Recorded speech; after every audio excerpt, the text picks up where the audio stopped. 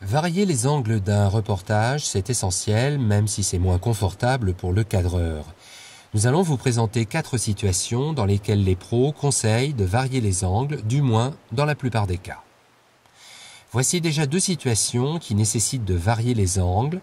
La première concerne une action répétitive, la seconde, une action longue. Dans le premier cas, le vidéaste est éloigné du sujet et n'a pas fait l'effort ou n'a pas été autorisé à se déplacer. Du coup, il est resté dans le même axe et s'est contenté de changer de focale. Démonstration.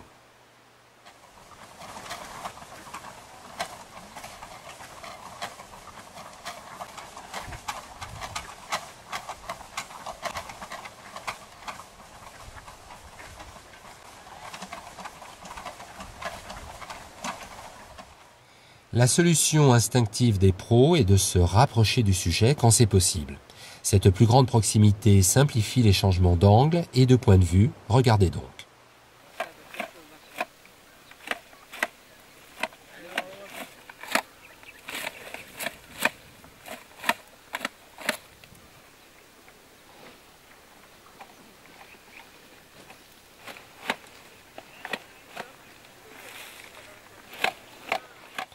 Il existe une variante, c'est ce qu'on peut appeler la touche documentaire. Ici, le cadreur ne varie pas ses plans car il considère que l'information passe mieux ou aussi bien en laissant la scène se dérouler sans couper.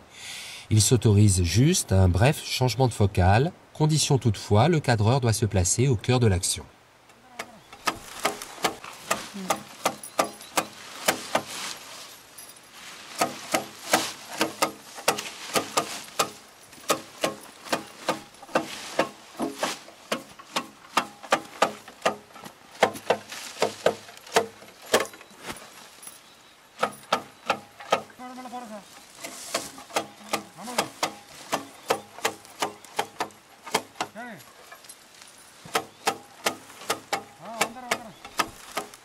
Un conseil pour finir, pensez toujours à bien situer l'action au moyen d'un plan général que l'on nomme plus précisément plan de situation et que vous placerez au début du sujet abordé. Ici, le plan de situation présentera l'environnement des cueilleurs de thé.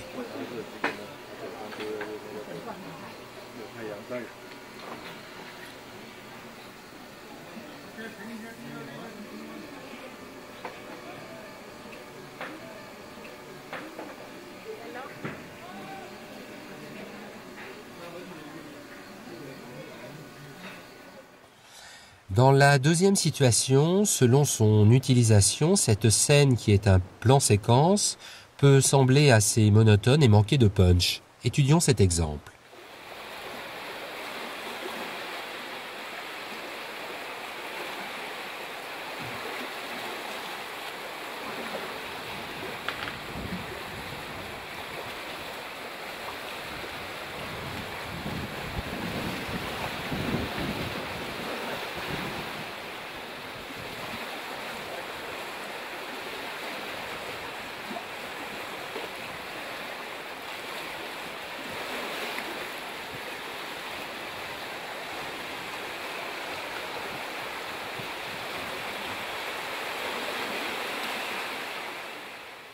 Alors si vous estimez que cette scène est belle mais vraiment trop longue, la solution consiste à varier les angles en mettant en scène l'action, c'est-à-dire en demandant à votre complice de recommencer la scène un certain nombre de fois, le cadreur en profitant pour changer de point de vue. Ce procédé dynamise considérablement la séquence, jugez plutôt.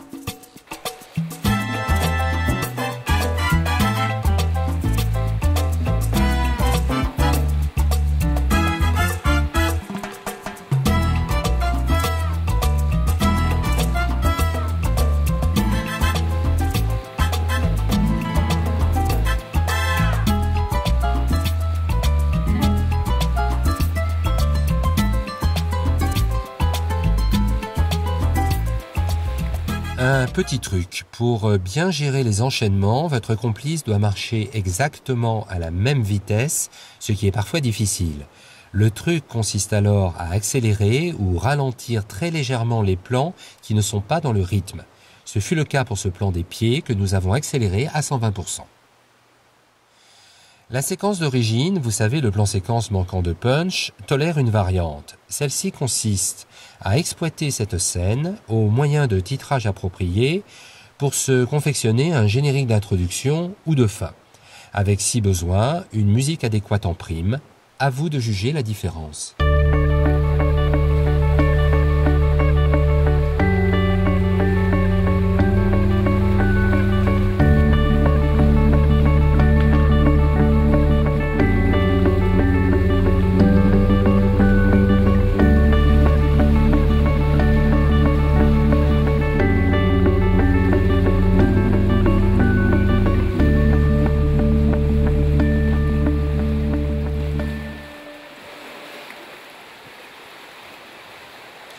On peut rencontrer deux autres situations qui nécessitent de varier les angles.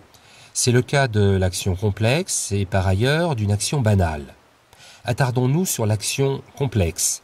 Il s'agit d'une action que la caméra ne peut circonscrire en un seul plan, ni même au moyen d'un panoramique en raison de la difficulté de compréhension de la scène et de la durée de l'action. Exemple avec cette technique ancestrale filmée en Inde du Sud.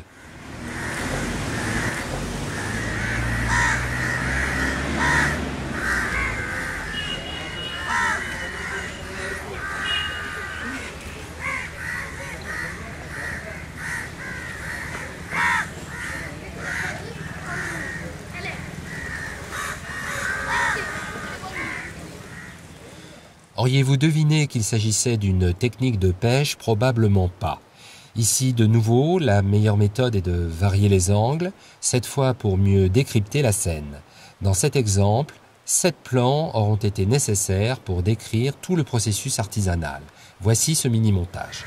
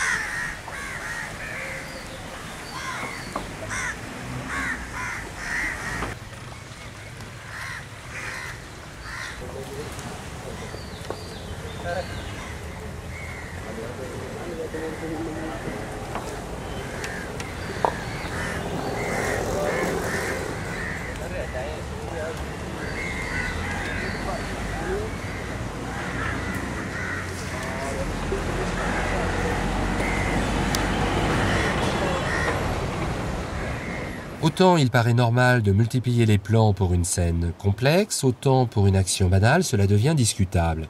Exemple avec le montage d'une tente qui peut être traité de deux façons. La première façon se dispense de varier les angles et recourt à un procédé elliptique, c'est-à-dire qui ne montre pas le détail des opérations, ce qui peut donner un effet éventuellement comique à la séquence.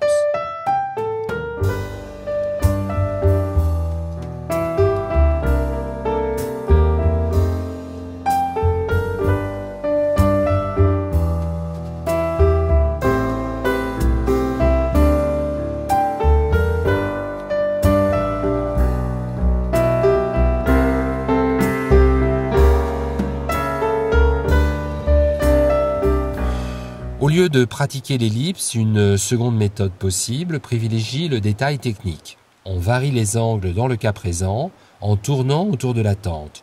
Le filmage peut s'opérer sur pied, mais ce n'est pas une obligation. À vous de préférer cette méthode ou la précédente selon l'effet recherché.